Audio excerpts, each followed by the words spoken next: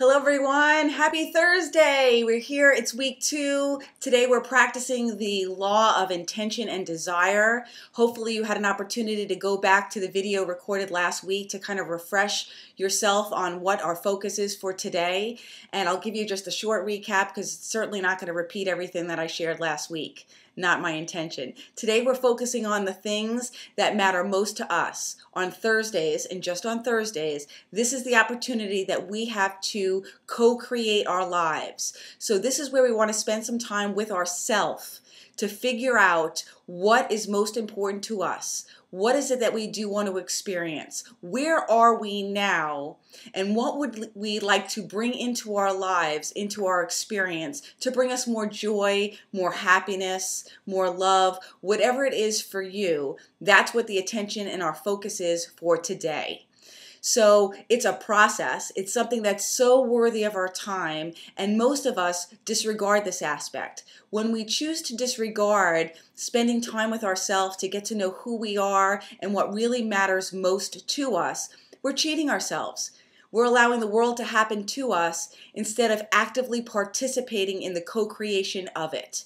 So this is my favorite day, because it allows me to really give my attention and my focus to what more I want to experience and what more I want to bring about in my life.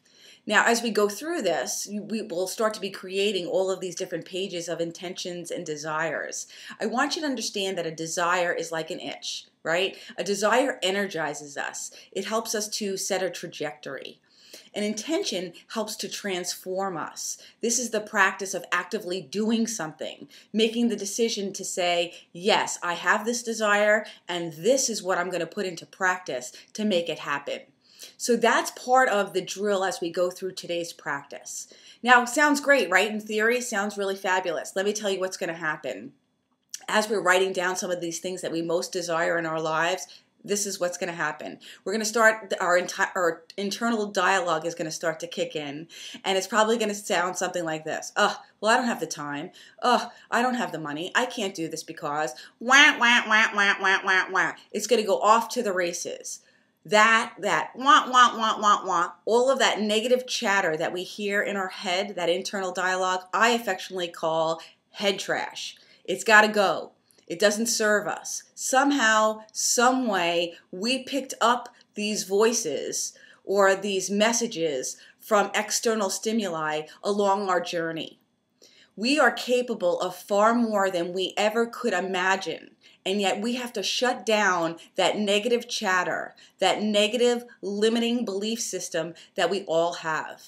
I've done a really good job in my own life thinking about those negative voices I call the inner critic. The inner critic who is all about, you can't do it, it's not going to work, here, there's 80,000 different reasons that we can come up with. It's garbage. Get rid of it.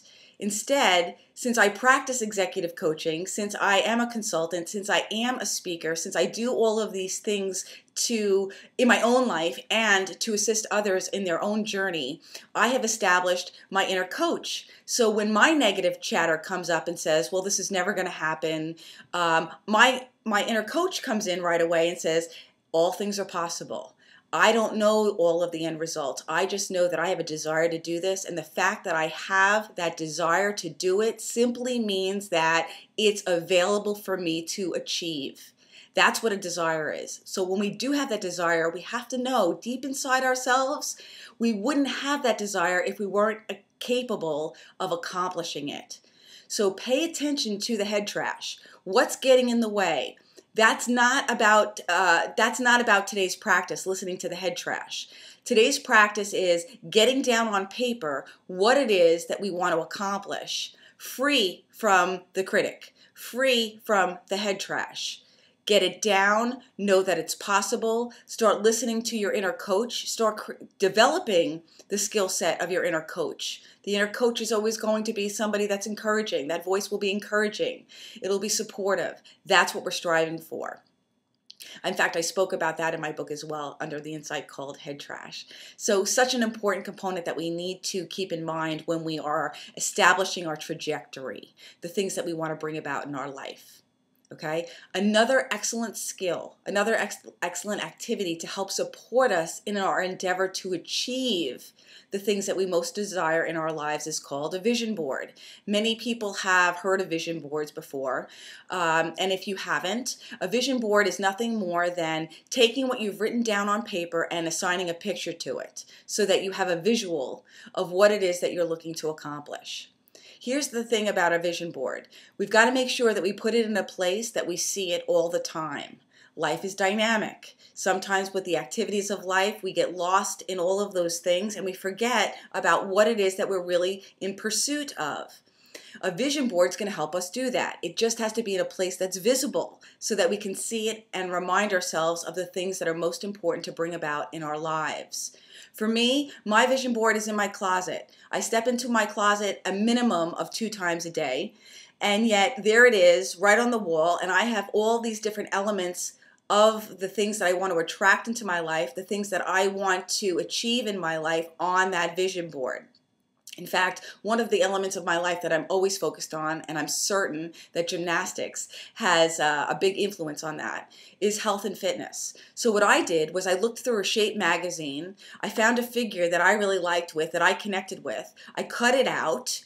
I took a picture that I had printed of myself. I cut out the head and I put the head on the body. So that is what's on my vision board. So I look at that and that creates a beautiful visual for me so that I can say, yes, this is why I do the activities that I do. This is why I follow my nutritional program. I have fruits and vegetables and all kinds of things that are all related to health and wellness and fitness on my vision board. I have a lot of other things too. My goals and desires as it relates to dancing, my goals and desires as it relates to my career, my ability to coach, my ability to speak to large audiences, my ability to work inside of organizations, my ability to travel. All of it is captured on my vision board, and I see it a minimum of twice a day.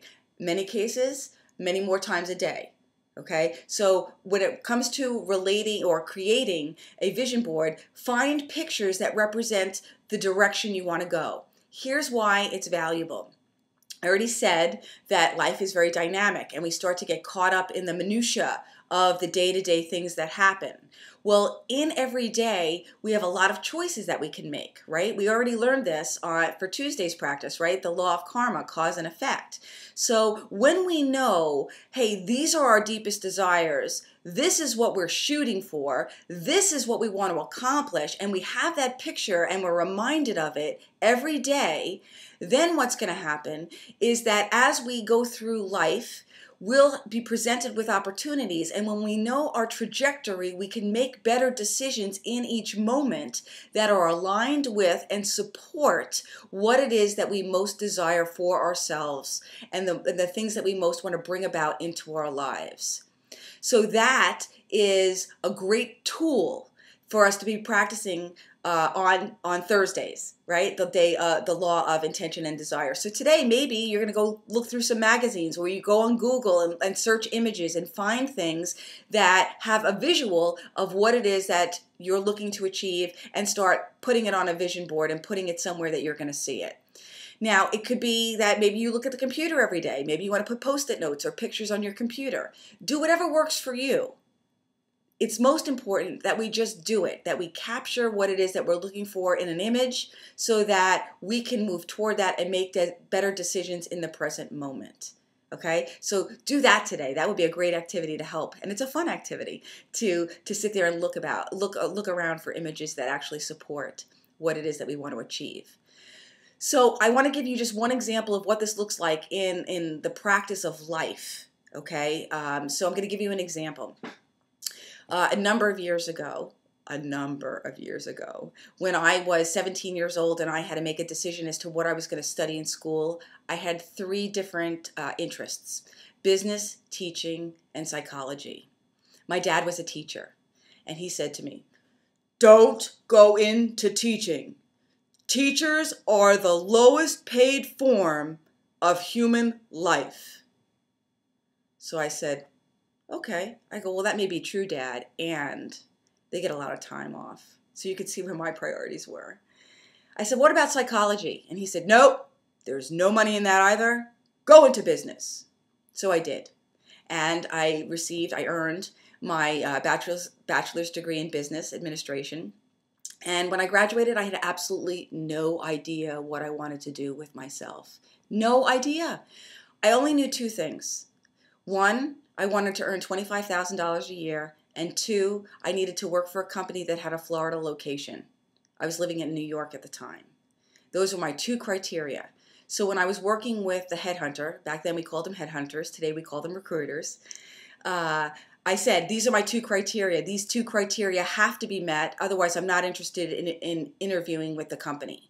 So ultimately what happened was I started interviewing with companies that met those two criteria, and I had just gotten back from a job interview when the headhunter had called me and said, the company wants to make you an offer. They came in at $24,000. Well, I said to the headhunter, I go, well, that's a little low. I go, I really wanted 25. I knew that I had an interview on Monday, so I said, just tell them that I'll give it thought over the weekend. I said, they're coming in a little low. And so she called me back within 10 minutes and said, they'll give you the 25. So I met my two criteria. Okay. Now, what happens next is I start working for this organization, and I start, after a period of time, I took a job as an executive assistant to the senior vice president, which as a college graduate I thought I was way overqualified for, and knew that I was working for the senior vice president. So at my 90-day review, I would have impressed him so much that they would promote me. That was the desire and intention, and that's exactly what happened. 3 months later, I moved into another role, started working with a team of people, and all was good in my world. At that point, I figured it was time to start researching the Florida location. And I realized then that I forgot to ask a really important question, and that was, how big was the Florida location? Because I was working for headquarters. There were 1,500 people working in the office that I was in. The Florida location, 30. And remember, I'm an assistant. So, wow, how am I going to do this? I knew that this was going to be a little more work than I had anticipated, and yet I still knew it was doable. Still had the desire to get to Florida. And so I started establishing relationships with these folks. I actually went to the Florida location with resume in hand. They said, we don't have a position available. I said, that's okay. Eventually you will. And please consider me. And I made sure that I established this relationship with them. Now, some people might consider it stalking. I consider it good follow-up skills. So I followed up with them quarterly to solidify and let them know that I was serious about what it is that I wanted to achieve. This was part of my plan. This was part of my desire and my intention. And I was going to do everything that I could possibly do to make that happen for me. About a year later, they call me up and they say that we are opening up an office in Naples, Florida. Would you like the position? So I thought, wow, well, that gets me to Florida. And yet I had an opportunity now to know that I really didn't want to be on the west coast of Florida. I wanted to be on the east coast of Florida. So I said, well, when do you think you're going to have a position available in Palm Beach? And they said, probably in a year. So I said, okay, I'll wait. Because I wanted to be in Palm Beach. That was more in alignment with what my desires were. I had to then just make that conscious decision, and I chose to do that. So as time went by, things got progressively worse in the New York office. A lot of things started to take place. My boss was fired for embezzlement. The atmosphere, the working environment was less than desirable. I can remember calling my mother multiple times in a day and saying, have I told you lately how much I hate my job? I mean, and the truth was I was commuting 2 hours in, 2 hours home, and I was miserable. So one day, I pick up the phone, I call the Florida office just for a little bit of sunshine. They're like, hey, how's it going? Because by this time, we've established a great rapport. They say, when are you coming to Florida? And I said, I really don't have any plans to do that. They said, well, we may be hiring somebody in January, and this was November. And I said, well, you tell me when I need to be there, and I will be there. And they said, no worries, we'll send somebody to you. That's code for our senior person has a meeting in New York and he'll stop in to see you. So I was like, great. He stops in and he sees me. We have a great conversation. They offer me the position, and I leave New York in January, the dead of winter, to go start my opportunity, my life in Florida. It was amazing. I can remember when I first started at that office, and I at lunchtime I would walk out. I was working a half a block from the Intercoastal. It was February. I stand and I'm looking at this beautiful turquoise water and thinking to myself, I did it. I did it. I'm here. I'm living here. I'm gainfully employed. I am so excited about this. And it's all the result of my setting my desire and my intention on the things that mattered and resonated most with me. That's why this exercise is so valuable. That's why Thursdays and this practice of identifying what we most desire and what do we want to bring about in our life is so important. If I can do it, anybody can do it. So today, create your vision board, pay attention to your desires, set your intentions, and make today an extraordinary day. We'll see you tomorrow to practice tomorrow's law, and until then,